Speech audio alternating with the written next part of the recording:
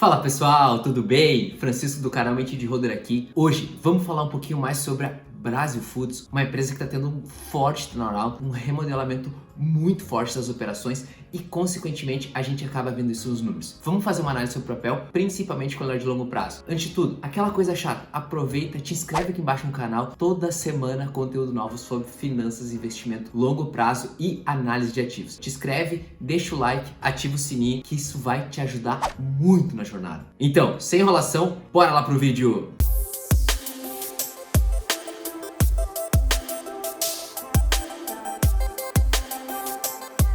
A Brasil Foods é uma das maiores empresas de alimentos do mundo. Hoje ela tem mais de 90 mil colaboradores e um extenso portfólio de produtos. Mais tarde no vídeo eu vou entrar um pouquinho mais sobre as marcas dela, principalmente explicando cada frente e como ela está super bem posicionada no mercado, tanto brasileiro quanto mundial. E a gente está vendo uma remodelação muito forte na companhia, vinculado a alguns pontos muito especiais. Vou destacar para vocês algum deles, principalmente para a gente entender um pouquinho mais desse turnaround e como a companhia está se modelando no cenário mundial. Bora lá! A gente pode ver a formação de um time e uma cultura extremamente forte de alta performance. Então esse remodelamento e esse novo CEO que entrou na companhia faz alguns meses está fazendo uma remodelagem muito forte. Segundo ponto que a gente vê aqui é uma excelência operacional. A companhia está buscando muito mais excelência, principalmente para ter novos números e, consequentemente, o terceiro ponto aqui é uma disciplina financeira. A gente vê uma desalavancagem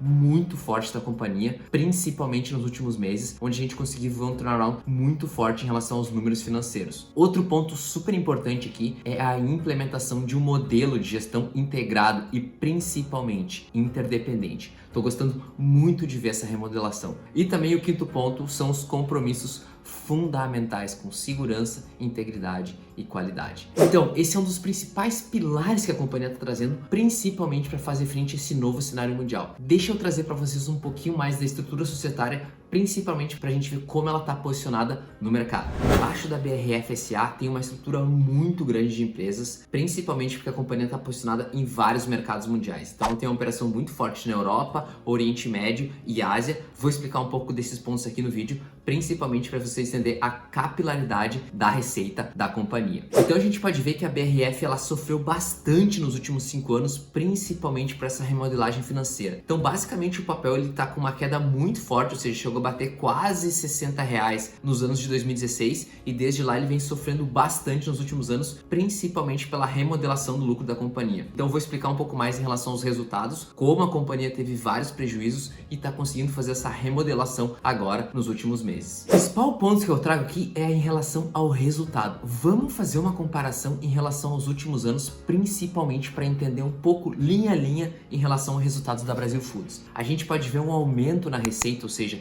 em 2020 a companhia faturou 39 bilhões de reais, consequentemente com lucro bruto de 9,4 bilhões de reais. Olhem a comparação da segunda linha versus o lucro bruto de 2018. Então a gente pode ver um aumento muito grande da margem bruta, que é a terceira linha, que hoje está em 24%. Consequentemente, a companhia teve os lucros societários acarretando numa margem líquida de 3,5%. Então, é uma margem baixa, principalmente porque a companhia está muito vinculada a commodities, a parte de alimento, mas se a gente for comparar em relação ao ano de 2018, que a companhia teve uma margem líquida de menos 14,8%, é uma melhora exponencial. Consequentemente, a companhia também fechou o ano de 2020 com EBITDA de 5,2 bilhões de reais, acarretando numa margem de 13,3%. Consequentemente, a companhia também tem uma margem EBITDA ajustada de 13,1%. Também acho uma margem baixa, mas a companhia está muito bem posicionada para conseguir melhorar isso no longo prazo. E eu vou entrar aqui no vídeo, fica até o final, na visão 2030 da companhia, para ela verificar os próximos passos que são super importantes. Outro ponto também que eu trago aqui, que é um dos principais pilares dessa mudança, é a alavancagem, ou seja, a dívida líquida EBITDA da companhia fechou numa relação de 2,7, o que é muito mais baixo e muito mais saudável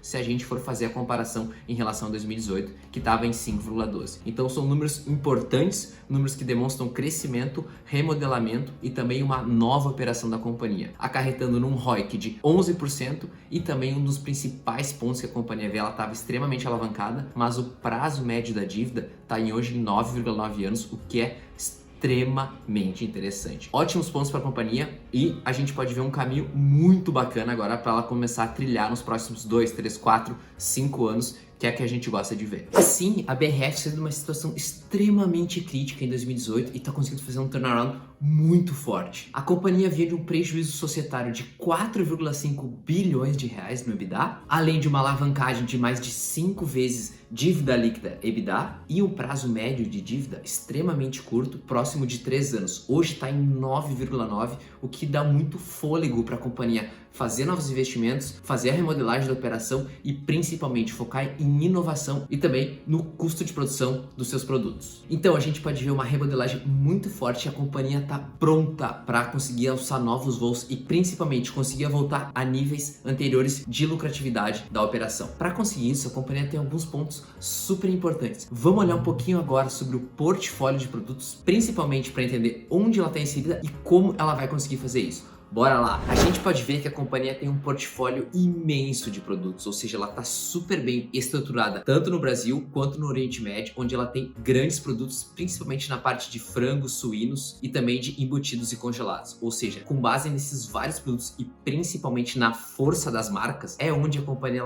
está tentando fazer esse remodelamento e principalmente voltar a níveis muito bons de lucratividade. Outro ponto importante também que eu gosto de trazer é principalmente em relação à composição acionária, ou seja, a companhia ela tem os maiores acionistas dela, são fundos de pensão, ou seja, fundo de pensão da Petrobras e também do Banco do Brasil, que tem quase 20% da composição acionária da companhia. Então é importante frisar que tem muito brasileiro, tem muito servidor público que tem posição na Brasil Foods. Então a gente pode ver também que uma parte está vinculada ao conselho de administração, menos de 1%, também a diretoria com os stock options, além de ações e tesouraria e no mercado. Então a gente pode ver que tem muitos brasileiros que possuem indiretamente ações da companhia. Um dos pontos mais importantes que eu gosto de olhar para o futuro é principalmente em relação ao custo de produção, ou seja, como a gente está no mercado de commodity, onde as margens são extremamente apertadas, é super importante que a companhia tenha um controle muito grande em relação ao custo de produção dos seus embutidos. A gente pode ver que o CPV em relação a cada quilo que a Brasil Foods processa é muito mais baixo em relação à média de mercado calculado pela Embrapa, focando principalmente nesses drivers que a companhia vai conseguir voltar a níveis atraentes de lucratividade.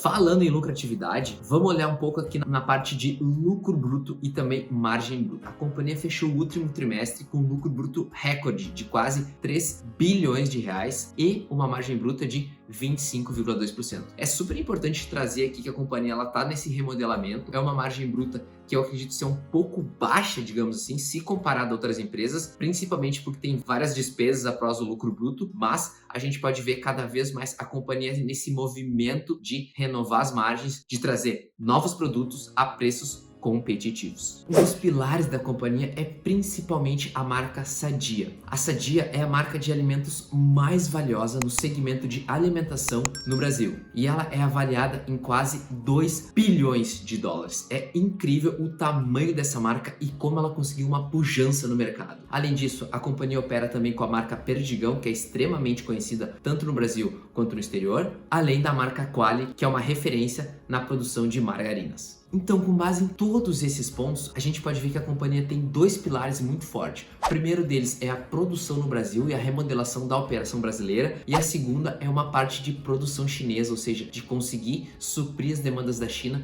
que é basicamente o grande país que importa a nossa produção e principalmente faz parte das exportações da companhia aqui no Brasil. Então, com base nisso, com mais do mercado chinês, até para a gente entender como a BRF pode se posicionar nesse mercado e principalmente tirar vantagens competitivas dessa operação. Bora lá! Em relação ao estoque chinês, a grande parte que a gente olha é em relação à carcaça suína. Nas barras em azuis, a gente pode ver matrizes suínos e nas barras em laranja, a parte de fêmeas com baixa aptidão de fazer a reprodução. O preço das matrizes está subindo cada vez mais, principalmente por essa relação de oferta e demanda e, consequentemente, o preço da carcaça suína subindo também. Mais lucratividade para a companhia, principalmente porque ela faz grande parte da produção está vinculada para a exportação chinesa e a gente sabe que cada movimento da China reflete em todos os cantos do mundo. Então é importante a gente ter essa ciência e como a companhia pode surfar uma onda muito boa em relação a esses movimentos chineses de demandas da sua produção. Então a gente pode ver uma continuidade do desequilíbrio entre a oferta e a demanda, consequentemente elevando os preços dos seus produtos. Então, agora que a gente viu a parte da produção, parte dos produtos, da marca, do mercado chinês, vamos entrar um pouquinho mais na desalavancagem financeira que o mercado está vendo com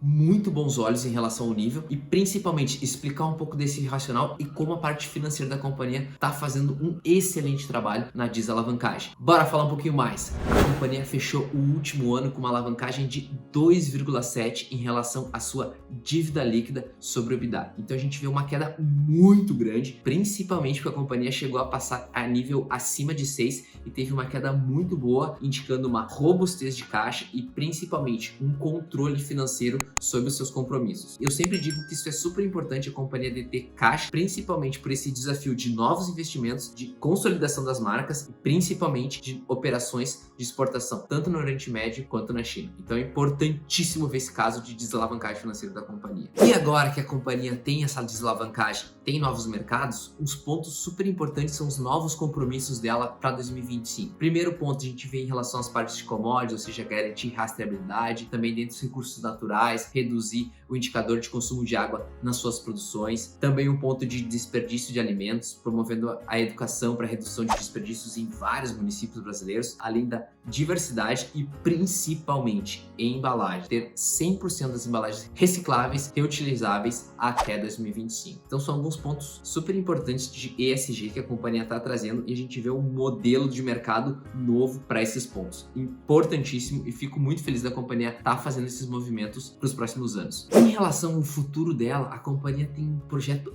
bem claro em relação à visão 2030, principalmente focado em 3 áreas: crescimento acelerado dos investimentos, uma forte geração de caixa em relação às suas operações e principalmente liderança com retornos sustentáveis. Então a gente pode ver que a companhia ela pretende ter um aumento da receita líquida na primeira parte de crescimento acelerado, ou seja, diversificação geográfica, consolidação do mercado de suínos e também a consolidação do mercado pet. Com base nisso, a companhia pretende ter uma forte geração de caixa, com valor agregado das operações e também crescimento na receita líquida, consequentemente trazendo liderança com retornos sustentáveis, margens consistentes acima de 15%, margens de lucro líquido próximo de 6%, que é quase o dobro que a gente tem hoje, e também um ROIC próximo de 16% no final da operação. Então são pontos bem claros que a companhia está trazendo para o mercado. Óbvio que a gente vê às vezes PowerPoints muito bonitos, mas a companhia já conseguiu provar a sua capacidade de reverter operações negativas e principalmente liderança nas marcas e consolidação da operação. Esses são alguns pontos super importantes para a companhia no futuro. Concorda com eles? O que você acha? Deixa aqui nos comentários. É muito bacana ter essa interação e principalmente para a gente fechar uma análise super importante